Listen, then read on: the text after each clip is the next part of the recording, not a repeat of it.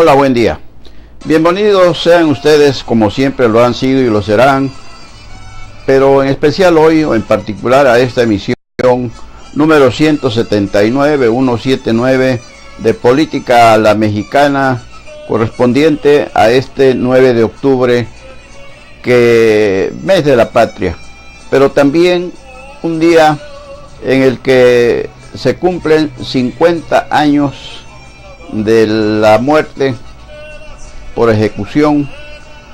de ese inmortal revolucionario y guerrillero Ernesto Guevara de la Serna, mejor conocido como el Che Guevara, uno de los inspiradores y autores de la liberación de Cuba. Peleó junto con los hermanos Castro, Camilo Cienfuegos y otros grandes guerrilleros que liberaron, se supone, a Cuba de la bota estadounidense que tenía en Fulgencio Batista, al entonces presidente de esa hermana república, como presidente. Era el traspatio de Estados Unidos, los centros nocturnos especialmente para la diversión de los gringos, y rescataron a Cuba. Desgraciadamente impusieron el régimen socialista comunista, y hasta la fecha ese nuestro querido país hermano sigue padeciendo las limitaciones que imponen esas camisas de fuerza llamadas socialismo y comunismo, pero no obstante, y se reconoce, se aplaude incluso, que es un país que nos rebasa, un país pequeño, será del tamaño del estado de Veracruz, un poco más, nos rebasa en muchas circunstancias, sobre todo en salud, educación, particularmente. ¿Y para qué decimos más? Pero el Che Guevara, volviendo a este personaje, fue aprehendido en Bolivia, torturado y ejecutado por el ejército y lógicamente la CIA estadounidense, porque Estados Unidos sabía que era peligroso para el capitalismo. Y el Che Guevara estuvo en Cuba con Fidel Castro, hicieron el proyecto del nuevo gobierno, fue incluso presidente del Banco Central cubano, fue también secretario de Salud, pero él se fue a seguir su ruta de libertador. Estuvo en el Congo y después se fue a Bolivia para organizar allá la guerrilla y liberar a ese país, pero pues ahí en esa aventura terminó. 30 años después de su ejecución allá en Bolivia, los restos fueron reclamados por Fidel Castro, por Cuba, y descansan en Santa Clara, ahí donde lo veneran, donde veneran su memoria y sus restos. Pero hoy escuchó usted hablar a los rabanitos mexicanos que tienen ahí, traen sus banderolas con la efigie esa inmortal del Che Guevara, y siempre lo traen para arriba y para abajo para impresionar que ellos también practican esos ideales, pero son puro cuento, puro rollo, porque hoy nadie que sepamos, no sabemos ustedes, se acordó de este inmortal luchador social, guerrillero particularmente, y revolucionario, que ofrendó su vida precisamente para en su intento por liberar al mundo del capitalismo. ¿Dónde están todos esos rabanitos rojos por fuera y blancos por dentro que pegan con la izquierda y cobran con la derecha? Bueno, pues ellos mismos levantan la mano para pasar lista hoy en que olvidaron a ese héroe de la lucha, insistimos, decimos, por la liberación de los pueblos oprimidos por el capitalismo. Desgraciadamente, como en el caso de Cuba, tampoco es el socialismo y el comunismo la solución para dar libertades. En Cuba sabemos el problema que tiene con Estados Unidos y que parecía que iba por buen camino con el presidente Obama, que se restablecieron las relaciones diplomáticas tras 50 años de rompimiento, y pues la situación económica que lo tienen prácticamente de rodillas, y de ahí que Cuba pues se haya aliado con países como Rusia y también como Venezuela, que lo abastece de petróleo. Pero decíamos, no obstante las limitantes que existen, es un país, y se preguntaban muchos, ¿y por qué el éxito de Fidel Castro? Bueno, porque después de determinados años de imposición, ya la actual población joven, vamos a llamarle, de 50 años, nació en ese régimen, ya en el socialismo, y por eso pues se ha mantenido. Pero hoy, con estos problemas que llegan con el nuevo presidente estadounidense Donald Trump, pues sabemos ya cómo vuelve a caerse. Ya había intercambio comercial, sobre todo turístico, y ya se están limitando en Estados Unidos el otorgamiento de visas para los estadounidenses que quieren visitar esa hermosa isla que es la hermana República de Cuba. Y ayer, por cierto, hablando de estas situaciones de los tiempos difíciles, ayer en la Ciudad de México, ahí en el Zócalo, se celebró un evento impresionante, de veras, que conmovió a quienes tuvimos la oportunidad, aunque sea sintonizarlo por la televisión. Fue un evento que llamaron Estamos Unidos Mexicanos, en referencia a los Estados Unidos mexicanos. Estamos unidos, y fue un número extraordinario de intérpretes, cantantes, artistas mexicanos y el extranjero que hicieron causa común para recordar, para rendir tributo, homenaje, respetuoso homenaje a las víctimas del último sismo ahí en la Ciudad de México del pasado 19 de septiembre. Y miren ustedes que fue algo maravillosamente conmovedor, así vamos a llamarlo. Calculan en unas 200,000 personas asistentes a ese extraordinario, multitudinario, masivo concierto. Y llegó el momento, en tantas situaciones que se vivieron, con cuando un niño oaxaqueño interpretó el himno nacional, y cuando todos levantaron el puño como lo levantan los rescatistas cuando hay que guardar silencio, guardaron un minuto de silencio, y después entrelazaron sus manos con el de al lado, no importaba quién fuera, para también rendir tributo, cantando, por ejemplo, esa melodía que le pusimos de fondo, El Cielito Lindo. Y así como eso decíamos, ¿qué más queremos entender con estas demostraciones de solidaridad, no solamente de nosotros, también del mundo entero? Cómo nos han apoyado, vienen, nos tienden su generosa mano. Pero volvemos a la pregunta que hemos estado haciendo insistentemente en este espacio y en otros: y la partidocracia,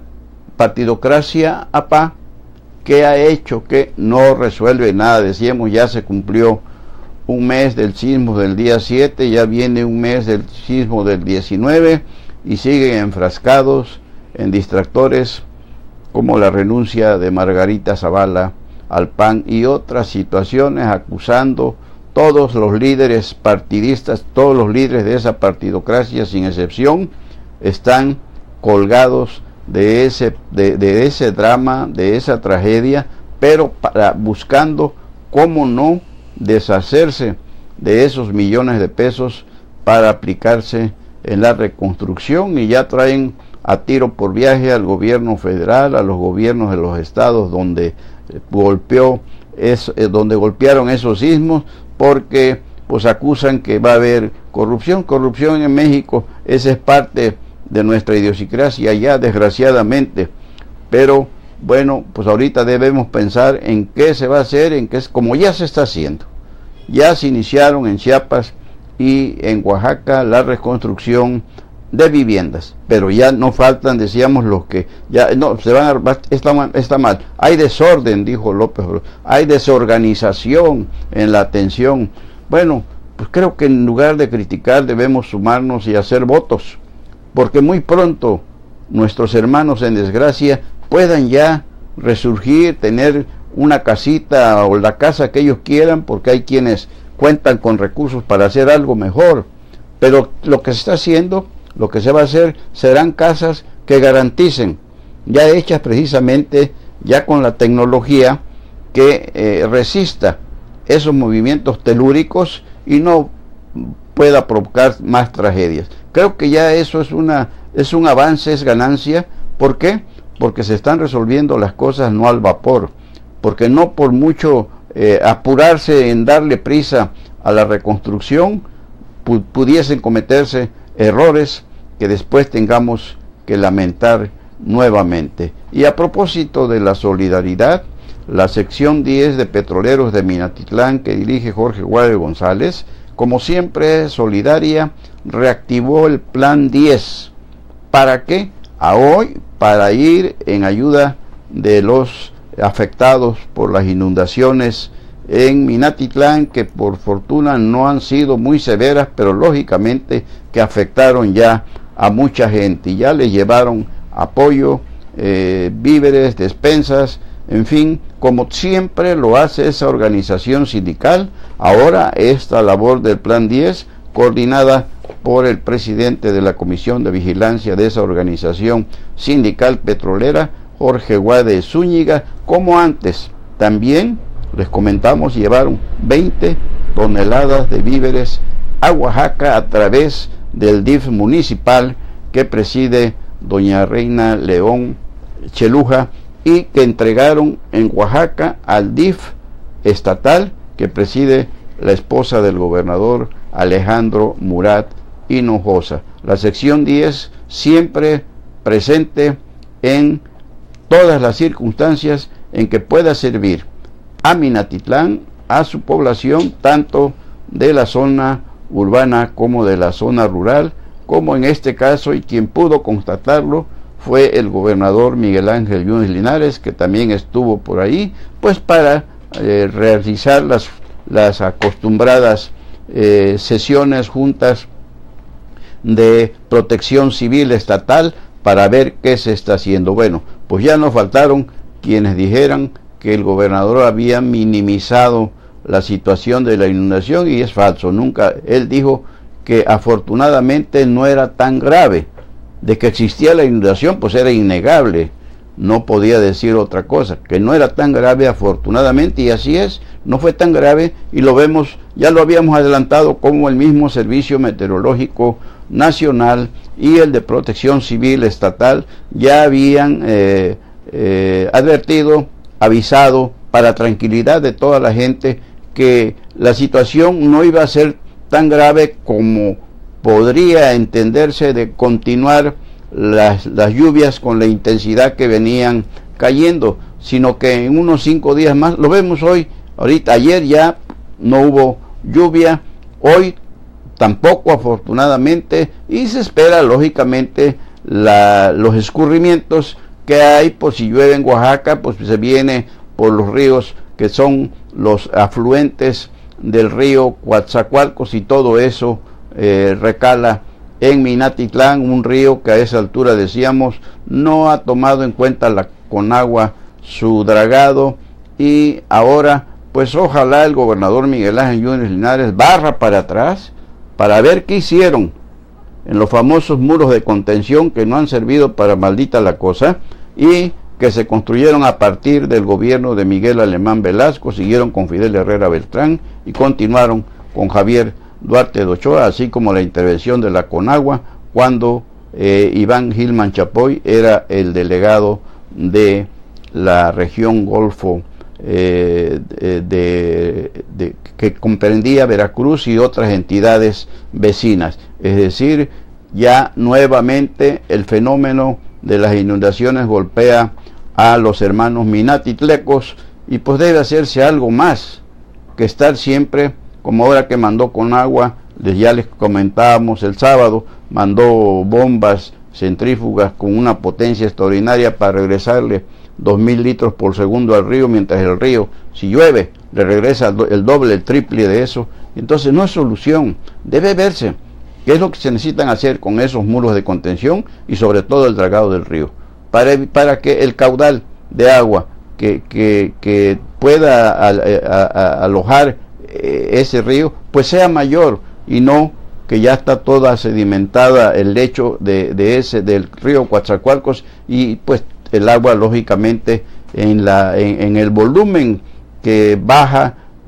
a través de todos los afluentes que tiene el Coachapa, el Uspanapa, el río Chiquito y otros arroyos, bueno, pues se incrementa el volumen, y entonces lógicamente que si no tiene capacidad el río Coatzacoalcos a esa altura para alojar mayor cantidad de agua, pues el agua se desborda. Entonces hay muchas cosas que se deben hacer, y esto, nosotros no somos expertos en esto, pero hemos escuchado a gente que sabe de ingeniería hidráulica, que entiende lo que son estos problemas, y decían algunos, es que no se necesita el dragado. Si no se necesitara, entonces ¿por qué la API está dragando constantemente todos los años el canal de navegación del río Coatzacoalcos, que lleva hacia el puerto petrolero y hacia el puerto comercial? ¿Por qué? Pues podrían encallar los barcos que entran. Entonces sí, todo esto tiene un fin, un objetivo, y técnicamente hablando, pues en Minatitlán hay que aplicar la tecnología y no solamente mejoralitos como el que ahora vino a aplicar la Conagua. Y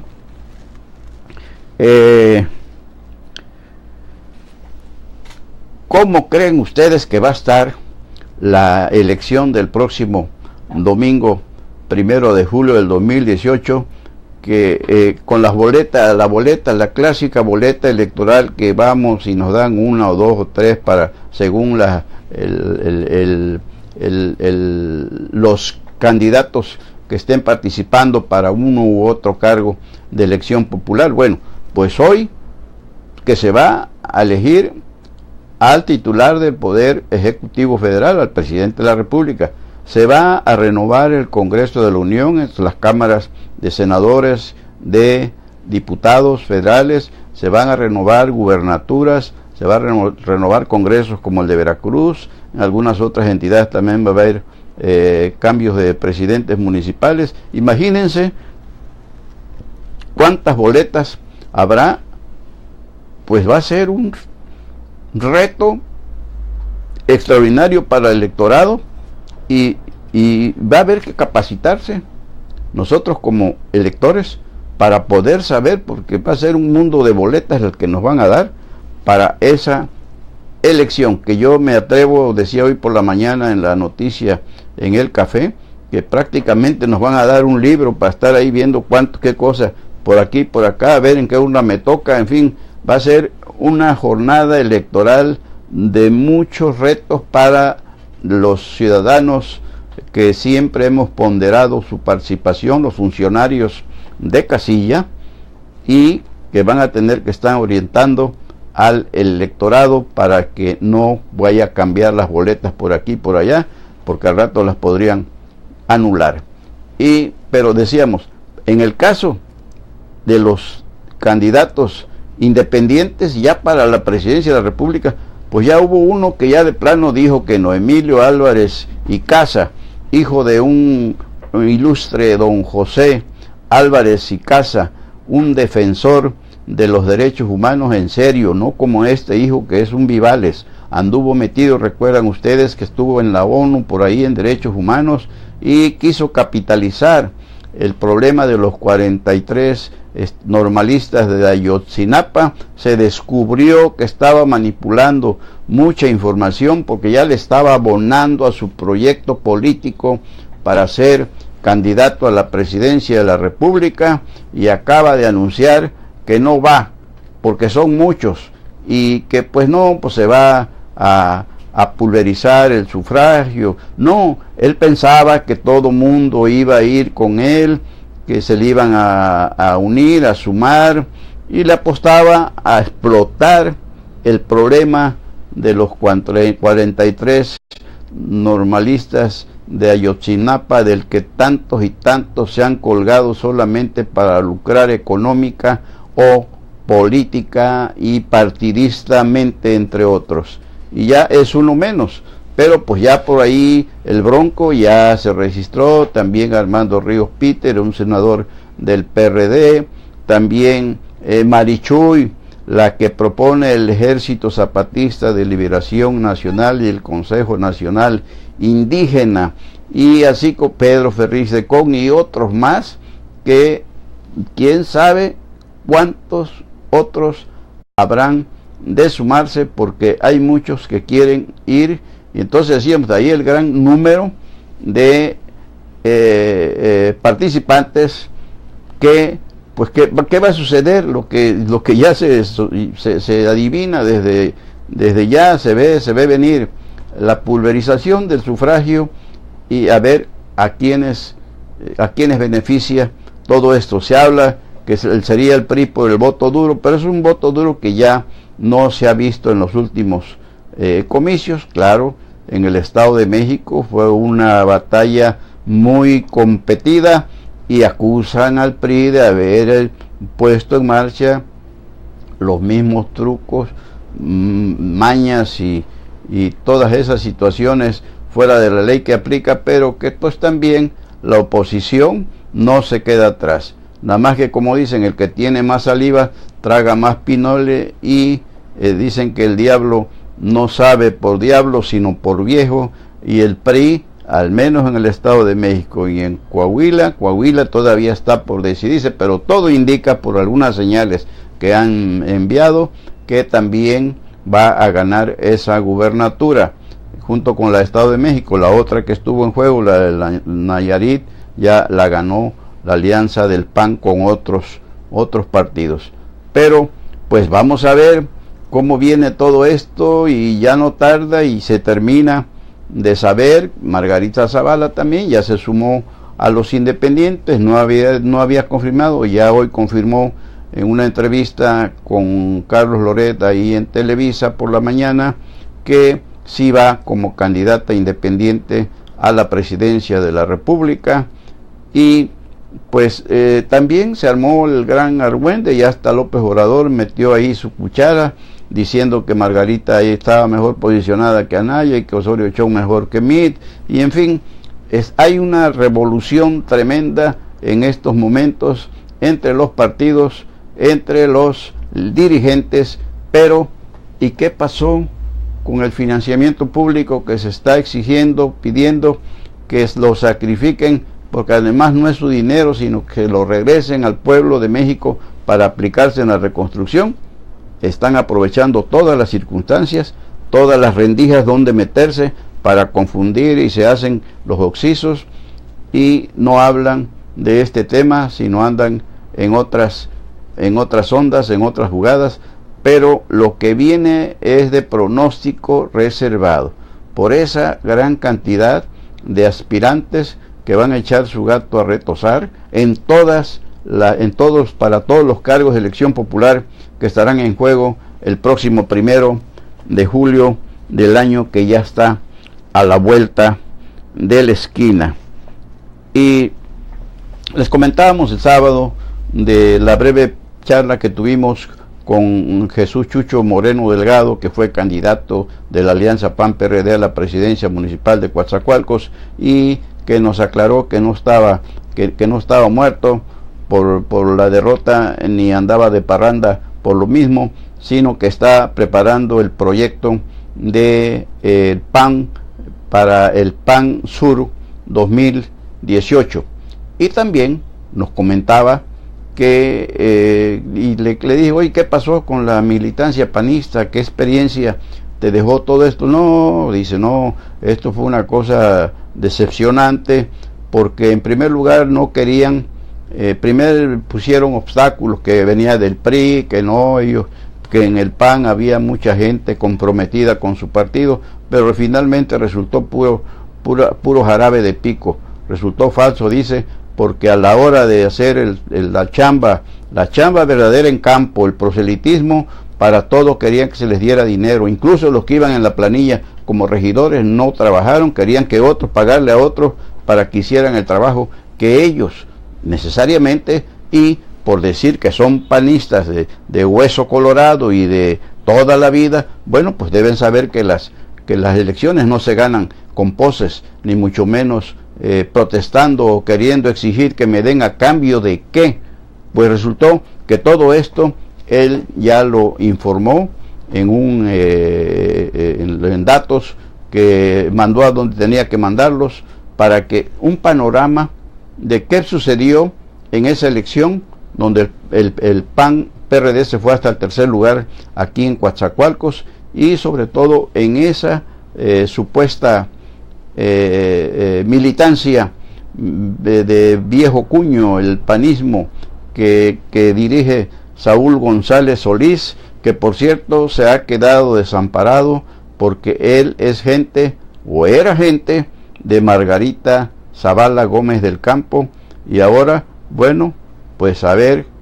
qué dice, cómo le va, porque siempre ha expresado que él no tiene grupo, que él se debe al Partido Acción Nacional, trabaja para el Partido Acción Nacional, y que no ve corrientes ni grupos ni grupúsculos, sino que su compromiso es con el Partido Acción Nacional, y seguramente pues va a tratar de conservar el cargo, pero nos tememos que con esta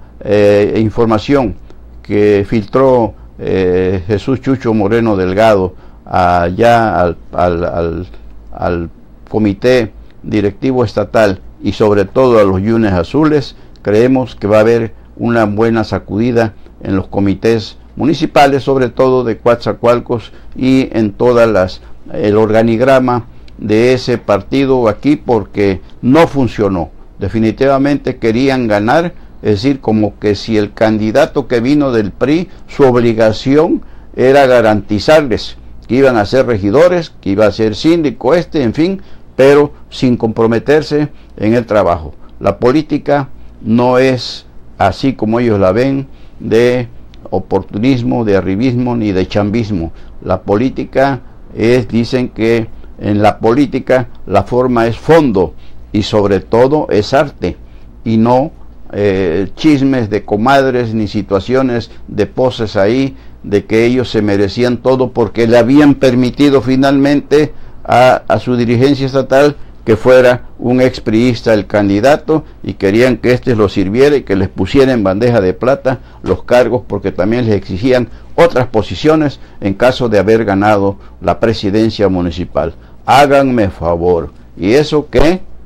A Dios rogando y con el mazo dando. Y platicamos también con el nuevo director de la CAEP Sistema Coatzacoalcos, el arquitecto José Antonio Wilbur González, y entre otras cosas pues nos comentaba que se está trabajando a marchas forzadas, y que sobre todo pues se está atacando los problemas que siempre sabemos que se han padecido por las fugas de agua, porque ya son líneas ya muy viejas, que en cualquier cambio de presión en el bombeo del vital líquido pues revientan, truenan, o por otras razones. Pero le hicimos una pregunta en especial: ¿qué pasó con la turbiedad esa que es entre otras esta y cuando los ecolocos nos cierran las válvulas del Yuribia? Son algunos de los talones de Aquiles que tiene ese sistema de la CAEP Coatzacoalcos. Y esa turbiedad, yo recuerdo que desde cuando Roberto Chagra, que estaba al frente de las CEMAS, de toda la Comisión Municipal de Agua y Saneamiento, le pregunté que qué había que hacer para, si no tenía solución a esa turbiedad, porque en cuanto llueve abundantemente, fíjese que debiera ser al contrario, porque tendríamos más agua de reserva, pues hay que cerrar el envío del acueducto, hay que cerrar el acueducto, porque si no se enturbia el agua y contaminaría la misma que está almacenada en los tanques y la misma que se distribuye a la población, llega turbia el agua. Y me dijo Roberto Chagra que era muy costoso el equipo, que no era fácil la solución, y le dije al arquitecto Wilbur González: ¿qué pasó, arquitecto, con esto? Me dice: no hay tal, no es cierto, vamos a atacar ese problema, y creo sinceramente y certeramente que lo vamos a resolver. Ojalá, le deseamos al arquitecto que cumpla con esto, y si va a hacer eso, pues podrá renovar y reparar, corregir muchas cuestiones para bien de el consumo de los consumidores, y sobre todo para que no haya tantas protestas y tantos pretextos también que a veces surgen entre quienes todo lo quieren ver mal. Pero en este caso, bueno, pues la política está en todos lados, y en el caso del joven Rafael Abreu Ponce, bueno, pues le dieron duro y tupido porque le miraban patas para gallo, le miraban futuro, y esperamos que ahora al arquitecto José Antonio Wilbur González pues lo dejen trabajar, precisamente porque está al frente de una dependencia que nos concierne a todos por ese servicio del vital suministro del vital líquido, que es vida. El agua es vida. A él lo recordamos como señor padre, que era petrolero, su padre, que era un aficionado a la cacería, sobre todo a la pesca, y lo mirábamos siempre como me recordaba a aquellos pescadores de Estados Unidos que los vemos en los ríos, en los lagos, con un traje de hule de agua, un traje de agua para entrar. Así recordamos al papá del arquitecto Wilbur, que hoy, bueno, pues hay que desearle que le vaya bien. ¿Por qué? Porque, como se dice en el argot político, que le vaya bien para que nos vaya bien a quienes nos sirve la institución, la dependencia que tiene bajo su responsabilidad. Y por hoy pues es todo.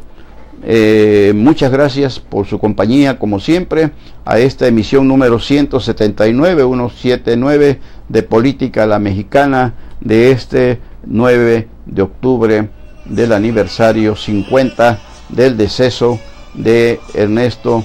Che Guevara de la Serna, el Che Guevara, el guerrillero revolucionario que decíamos hoy. De hoy no se acordaron quienes agarran su efigie para andar apantallando, para andar presumiendo que son hombres y mujeres de izquierda, pero no son más que puros farsantes. No sé si estén ustedes de acuerdo con nosotros. Gracias nuevamente y nos vemos mañana, Dios mediante, pero si hay algo antes, por aquí estaremos para compartirlo con ustedes. Soy Sebejara, su servidor, Carlos Velasco Jara.